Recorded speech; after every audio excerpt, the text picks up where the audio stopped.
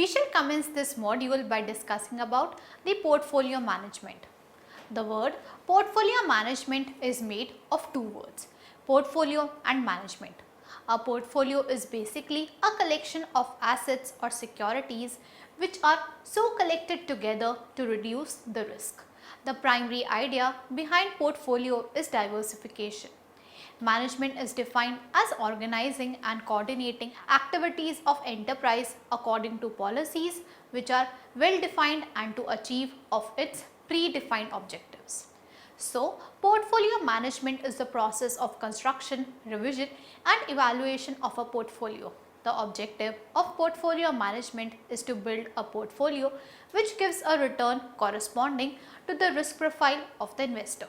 Portfolio management helps in deciding the most desirable investment that deals with minimizing risk related to investment by individuals as per their income, age, budget and propensity of risk undertaking. It also increases the chance of making profits. In context of banking, portfolio management refers to the prudent management of a bank's assets and liabilities in order to seek some optimum combination of income or profit, liquidity and safety. When a bank operates, it acquires and disposes of income earning assets. These assets plus the bank's cash make up what is known as its portfolio. The manner in which banks manage their portfolios, that is acquiring and disposing of their earning assets, can have important effects on the financial markets, on the borrowing and spending practices of households and businesses, and on the economy as a whole.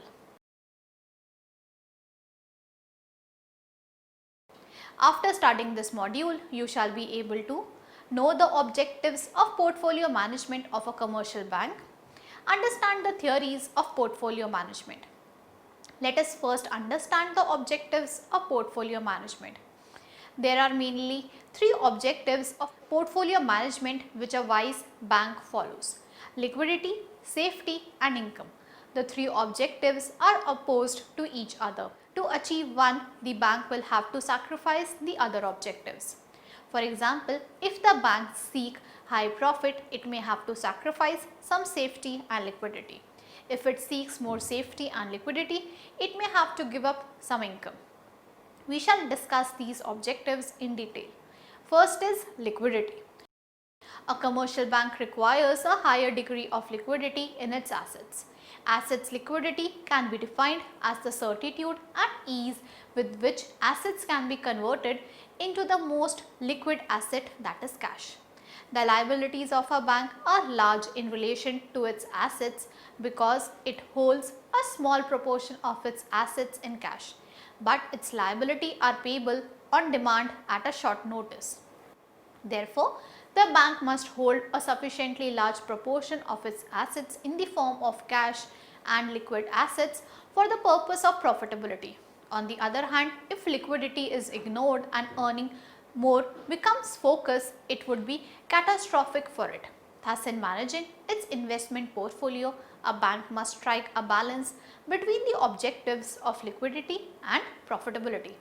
The balance must be achieved with a relatively high degree of safety. This is because banks are subject to a number of restrictions that limit the size of earning assets they can acquire. Many types of assets are available to a commercial bank with varying degrees of liquidity. The most liquid of assets is money in cash. The next most liquid assets are deposits with the central bank, treasury bills and other short-term bills issued by the central and state governments and large firms, and called loans to other banks, firms, dealers and brokers in government securities. The less liquid assets are the various types of loans to customers and investments in long-term bonds and mortgages. Thus, the principal sources of liquidity of a bank are its borrowings from the other banks and the central bank and from the sale of the assets. But the amount of liquidity which the bank can have depends on the availability and cost of borrowings. If it can borrow large amounts at any time without difficulty at a low cost, that is interest rate, it will hold very little liquid assets. But if it is uncertain to borrow funds or the cost of borrowing is high, the bank will keep more liquid assets in its portfolio. Second, safety. A commercial bank always operates under conditions of uncertainty and risk. It is uncertain about the amount and cost of funds it can acquire and about its income in the future. Moreover, it faces two types of risk. The first is the market risk, which results from the decline in the prices of debt obligations when the market rate of interest rises. The second is the rise by default, where the bank fears that the debtors are not likely to repay the principal and pay the interest in time. This risk is largely concentrated in customer loans, where banks have a special function to perform, and bank loans to businesses and bank mortgage loans are among the high grade loans of these types. In the light of these risks, a commercial bank has to maintain the safety of its assets. It is also prohibited by law to assume large risk because it is required to keep a high ration of its fixed liabilities to its total assets with itself and also with the central bank in the form of cash. But if the bank follows the safety principle strictly by holding only the safest assets, it will not be able to create more credit. It will thus lose customers to other banks and its income will also be very low. On the other hand, if the bank takes too much risk, it may be highly harmful for it. Therefore, a commercial bank must estimate the amount of risk attached to the various types of available assets, compare estimated risk differentials, consider both long run and short run consequences and strike a balance. Third is profitability. One of the principal objectives of a bank is to earn more profit. It is essential for the purpose of paying interest to depositors, wage to the staff, dividend to shareholders and meeting other expenses. It cannot afford to hold a large amount of funds in cash, for that will mean foregoing income. But the conflict between profitability and liquidity is not very sharp. Liquidity and safety are primary considerations, while profitability is subsidiary, for the very existence of a bank depends on the first two. Thus, the three conflicting objectives of portfolio management lead to the conclusion that for a bank to earn more profit, it must strike a judicious balance between liquidity and safety. Now we will discuss the theories of portfolio management. There are apparent conflicts between the objectives of liquidity, safety and profitability relating to a commercial bank. Economists have tried to resolve these conflicts by laying down certain theories from time to time. These principles or theories in fact govern the distribution of assets keeping in view these objectives. They have also come to be known as the theories of liquidity management, which are discussed as under. First, the real bills doctrine. The real bills doctrine or the commercial loan theory states that a commercial bank should advance only short-term self-liquidating productive loans to business firms. Self-liquidating loans are those which are meant to finance the production and movement of goods through the successive stages of production, storage, transportation and distribution. When such goods are ultimately sold, the loans are considered to liquidate themselves automatically. For instance, a loan given by the bank to a businessman to finance inventories would be repaid out of the receipts from the sale of those very inventories, and the loan would be automatically self-liquidated. The theory states that when commercial banks make only short-term self-liquidating productive loans, the central bank in turn should only lend to the banks on the security of such short-term loans. This principle would ensure the proper degree of liquidity for each bank and the proper money supply for the whole economy. The central bank was expected to increase or diminishing bank reserves by rediscounting approved loans. When businesses expanded and the needs of trade increased, banks were able to acquire additional reserves by rediscounting bills with the central banks. When business fell and the needs of trade declined, the volume of rediscounting of bills would fall. The supply of bank reserves and the amount of bank credit and money would also contract. Its merits. Such short-term self-liquidating productive loans possess three advantages. First, they possess liquidity, that is why they liquidate themselves automatically. Second, since they mature in the short run and are for productive purposes, there is no risk of their running to bad debts. Third, being productive, such loans earn income for the banks. Its demerits. Despite these merits, the real bills doctrine suffers from certain defects. First, if a bank refuses to grant a fresh loan till the old loan is repaid, the disappointed borrower will have to reduce production, which will adversely affect business activity. If all the banks follow the same rule, this may lead to reduction in the money supply and price in the community. This may in turn make it impossible for existing debtors to repay their loans in time. Second, the doctrine assumes that loans are self-liquidating under normal economic conditions. If there is depression, production and trade suffer and the debtor will not be able to repay the debt at maturity. Third, this doctrine neglects the fact that the liquidity of a bank depends on the saleability of its liquid assets and not on real trade bills. If a bank possesses a variety of assets like bills and securities which can be readily sold in the money and capital markets, it can ensure safety, liquidity and profitability. Then the bank need not rely on maturities in time of trouble. Fourth, the basic defect of the theory is that no loan is in itself automatically self-liquidating. A loan to a retailer to purchase inventor is not self-liquidating if the inventories are not sold to consumers and remain with the retailer. Thus, a loan to be successful involves a third party, the consumers in this case besides the lender and the borrower. Fifth, this theory is based on the needs of trade, which is no longer accepted as an adequate criterion for regulating this type of bank credit. If bank credit and money supply fluctuate on the basis of the needs of trade, the central bank cannot prevent either spiraling recession or inflation. Second, the shiftability theory.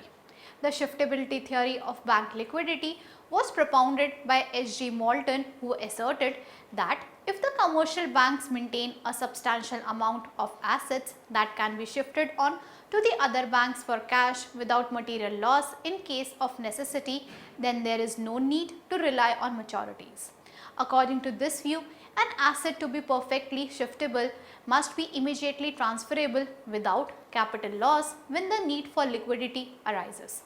This is particularly applicable to short-term market investments such as treasury bills and bills of exchange, which can be immediately sold whenever it is necessary to raise funds by banks. But in a general crisis, when all banks are in need of liquidity, the shiftability theory requires that all banks should possess such assets which can be shifted onto the central bank, which is the lender of the last resort.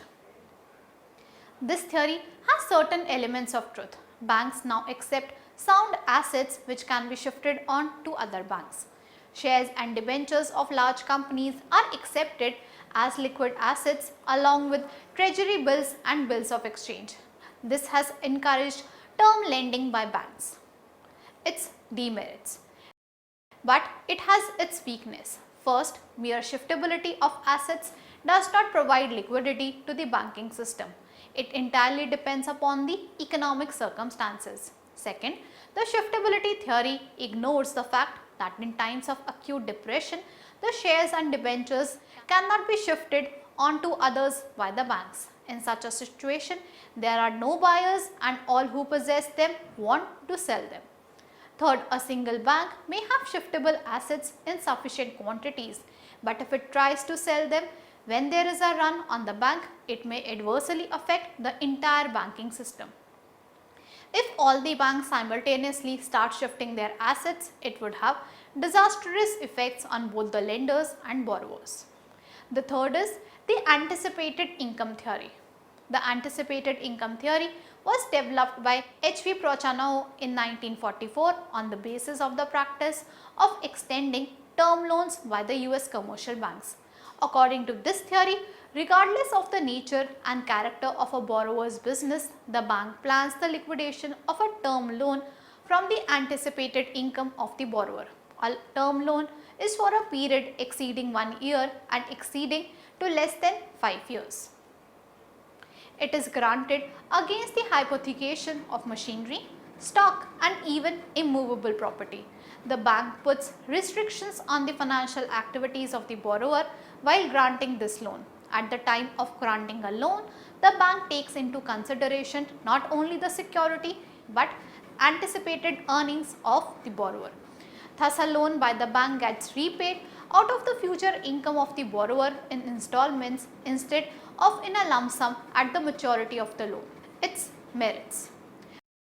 This theory is superior to the real bills doctrine and the shiftability theory because it fulfills the three objectives of liquidity, safety and profitability. Liquidity is assured to the bank when the borrower saves and repays the loan regularly in installments. It satisfies the safety principle because the bank grants a loan not only on the basis of a good security but also on the ability of the borrower to repay the loan. The bank can utilize its excess reserves in granting term loan and is assured of a regular income.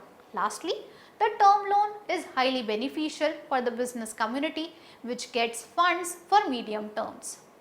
Its demerits. The theory of anticipated income is not free from a few defects. First, analysis creditworthiness. It is not a theory but simply a method to analyze a borrower's creditworthiness.